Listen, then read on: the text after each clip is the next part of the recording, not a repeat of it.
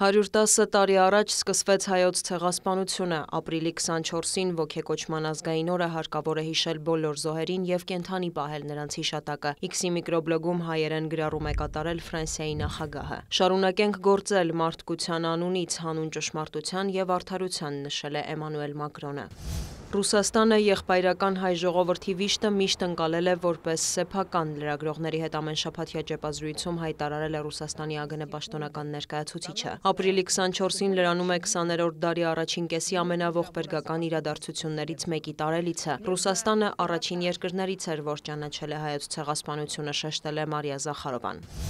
Մոլդովայի խորհրդարան է ներկայացվել հայոց ցեղասպանության ճանաչման և դատապարտման մասին օրինագիծ, հայտնել է Մոլդովայի խորհրդարանի պատգամավոր ազգային այլընտրանքային շարժման անդամ Հայկ Վարդանյանը։ Եվրամիության երկրների մեծ մասը ճանաչել է հայոց ցեղասպանությունը։ Մոլդովան, որպես Եվրամիության անդամակցության ձգտող երկիր, պետք է հետևի նրանց օրինակին, նշել է Վարդանյանը, հավելել. «Սա ոչ թե առանձին գործ չի կամ կուսակցության, այլ հայկական համայնքի նախաձեռնությունն է, որը Մոլդովայի տարածքում բնակվում է դեռ 12-րդ դարից»։ Նա կոչ է արել մյուս պատգամավորներին մինչև այս գումարման խորհրդարանի լիազորությունների ավարտը կողմ քվեարկել օրենքի նախագծին։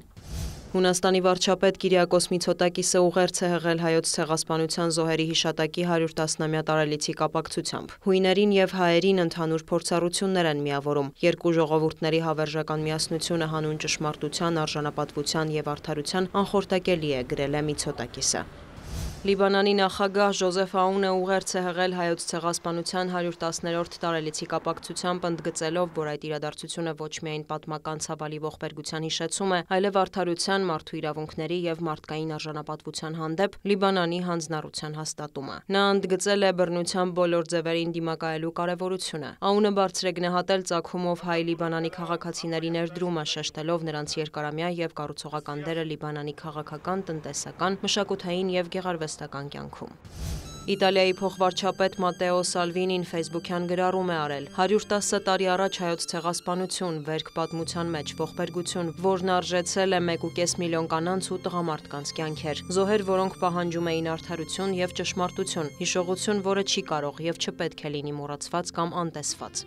Եվրախորհրդարանում Կիպրոսը ներկայացնող Գեադիս Գեադին ևս անդրադարձել է հայոց ցեղասպանության 110-րդ տարելիցին։ Հայոց ցեղասպանությունը հանցագործություն է, որը չպետք է մոռացվի։ Որքան էլ Թուրքիան պնդի, նրա արյան մեջ թաթախված անցյալը չի կարող ջնջվել, գրել է նա ֆեյսբուքյան էջում։ Հայոց ցեղասպանության տարելիցի կապակցությամբ Ծիծեռնակաբերդի հուշահամալիր են այցելել և զոհերի հիշատակին հարգանքի տուրք մատուցել Հայաստանում հավատարմագրված դիվանագիտական ներկայացուցչությունների ղեկավարներ և դիվանագետներ։ Փասադենայի քաղաքապետ Վիկտոր Գորդոնը 2025 թվականի ապրիլի 24-ը պաշտոնապես հայտարարել է հայոց ցեղասպանության զոհերի հիշատակի օր։ Քաղաքային խորհրդի նիստում նա հայտարարել է. «Փասադենան կանգնած է հայ ժողովրդի կողքին։ Հարկավոր է բարձրաձայնել ճշմարտությունը, պայքարել ժխտողականության դեմ և թույլ չտալ, որ նման վայրագությունները կրկնվեն»։ Թուրքիայի մարդու իրավունքների ասոցիացիա ՀԿ-ի ռասիզմի և խտրականության դեմ հանձնաժողովն էլ հայտարարություն է տարածել, նշելով. «Անպատիժ մնացած հանցագործությունը դառնում է շարունակական, ժխտողականությունը, ցեղասպանությունը դարձնում է անվերջանալի, դահիճն արդարացվում է, զոհը դառնում մեղադրյալ»։ Նշվում է, որ կազմակերպությունը 2005 թվականից ի վեր ամեն տարի ապրիլի 24-ին պահանջում է, որ Թուրքիան ընդունի իր մեղքը իրավական բոլոր հետևանքներով։ Ասոցիացիան նաև դատապարտել է Թուրքիայում հայոց ցեղասպանության կազմակերպիչների հերոսացումը։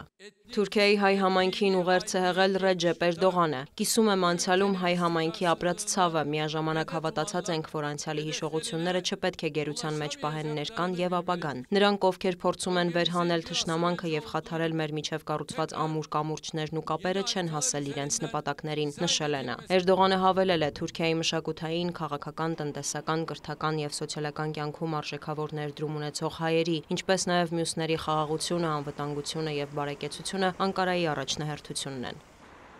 Դիանա Գասպարյան, լուրեր։